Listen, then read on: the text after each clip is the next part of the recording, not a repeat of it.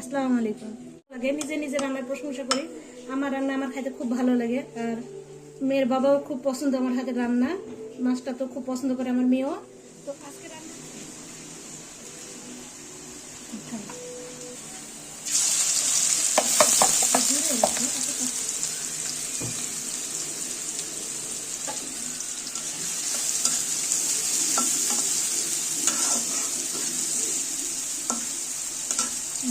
গোটা রসুন দেখলাম, তাও আদা বাটা, রসুন বাটা, জিরা বাটা, একটু পেঁয়াজ বাটা, কাঁচামরিচ রেডি করে নিচ্ছি। তার সাথে দিলাম স্বাদ অনুযায়ী লবণ, যতটুকু লাগে লবণ দিলাম, হলুদ দিলাম, একটু মরিচের গুঁড়া দিলাম, যেহেতু কাঁচামরিচ আমি দিয়েছি ওখানে। দুটো তেজপাতা দিলাম, একটু দারচিনি দিলাম।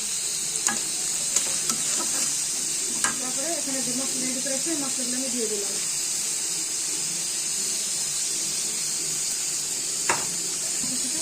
পানি দিয়ে দিলাম।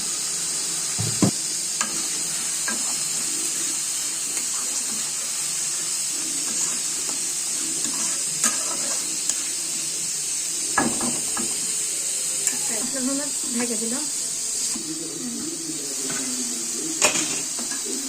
এই দেখেন মশলাটা কত সুন্দর হয়ে গেছে।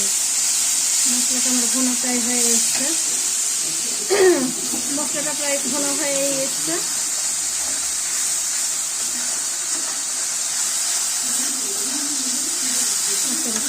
এই যে মশলাটা প্রায় দেখেন কত সুন্দর করে আমার ভুনা হয়ে গেছে। মশলার কালারটা কত সুন্দর আসছে। মশলাটা ভালো করে ভুনা দিলে কি হয়, এই যে মশলার যে গন্ধ, এই গন্ধটা থাকে না। একটু পানি দিয়ে দেবো এখন ডিমটা রান্নার জন্য। আমি পানিটাতে ডিম রান্না করবো।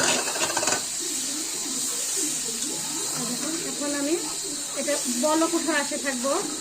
বলক উঠে গেলে আমি পরে আবার এই করবো। এখন একটু ঢেকে দিই।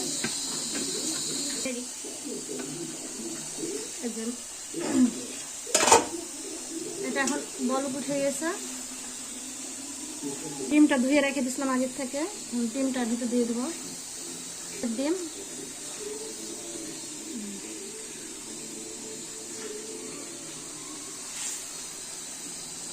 এটা এখন ঢেকে দিব আমি।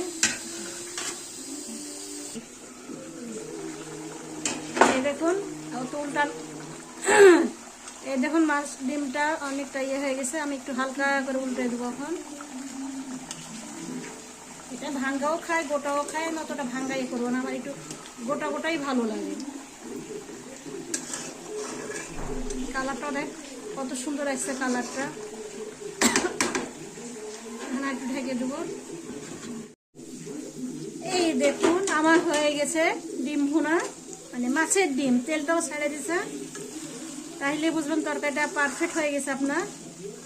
আজকে খাওয়াটাও দেখাবো না, শুধু আপনাদেরকে রান্নাটাই দেখালাম।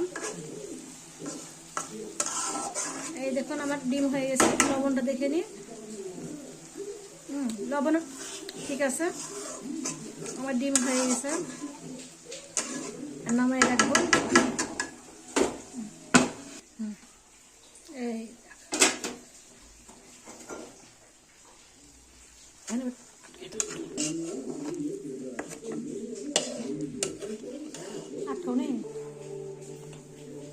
এই দেখুন আমার ডিম রান্না করা হয়ে গেছে, মাছের ডিম। তো দেখেই মনে হচ্ছে খাইতে মজা লাগবে। আমার অবশ্য ভালো লাগে, নিজে নিজে রান্নার প্রশংসা করি। আমার রান্না আমার খাইতে খুব ভালো লাগে, আর মেয়ের বাবাও খুব পছন্দ আমার হাতের রান্না।